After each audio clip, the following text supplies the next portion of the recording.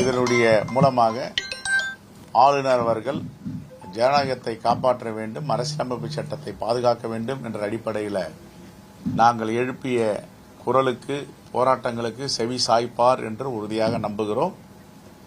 கூட்டணி கட்சிகளும் CBI, CPM, இன்னும் விடுதலை சிறுத்தைகள் ஆலோசனை நடத்தி கொண்டிருக்கிறார்கள். அனைவரும் ஆட்சி அமைக்க ஆளுநர் அனுமதிக்க வேண்டும் என்று கடிதம் கொடுத்திருக்கிறார்கள். இந்த அடிப்படையில் தான் இன்று ஆளுநர் தவேக தலைவர் திரு விஜய் அவர்களை அழைத்திருக்கிறார். சூழ்ச்சிகள் எல்லாம் முறியடிக்கப்பட்டிருக்கிறது, ஜனநாயகம் வென்றிருக்கிறது. இதுதான் அரசியலமைப்பினுடைய அடிப்படை தத்துவம். இதை முன்பே ஆளுநர் அவர்கள் செய்திருக்கலாம். பாஜகவுடைய தலையிட்டால், பாஜக தலைவருடைய குறுக்கீட்டால் ஜனநாயகம் 2 நாளாக தாமதப்படுத்தியிருக்கிறது. தாமதமாக வந்தாலும் ஜனநாயகம் வெல்லும் என்பதுதான் இந்த முடிவினுடைய பதிவாக இருக்கிறது.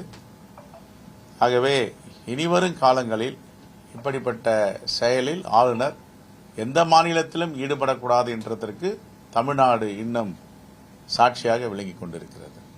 திமுக சொல்லும்போது காங்கிரஸ் எங்களுடைய முதுகலை குத்திடுச்சு, பாஜக செய்ததையே காங்கிரசும் இப்போது கையில் எடுத்து விமர்சனங்கள் மீது வச்சிருக்காங்க காங்கிரஸ் கட்சி.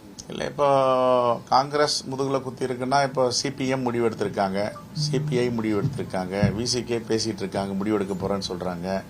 இன்னும் சில கட்சிகள்லாம் பேசுறேன்றாங்க. அது அப்படி இல்லை, தேச நலனுக்காக, அரசியலமைப்பு சட்டத்தை பாதுகாப்பதற்காக எல்லோரும் சேர்ந்து ஒன்று கூடி இந்த முடிவை எடுத்திருக்கிறார்கள்.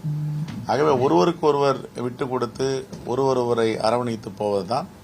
அதே போன்று பல காலங்களில் காங்கிரஸ் பேரியக்கமும் உதவி செய்திருக்கிறது. அவர்களுக்கு ஆட்சி அமைப்பதற்கும் எல்லாவற்றுக்கும் உறுதுணையாக இருந்திருக்கிறது.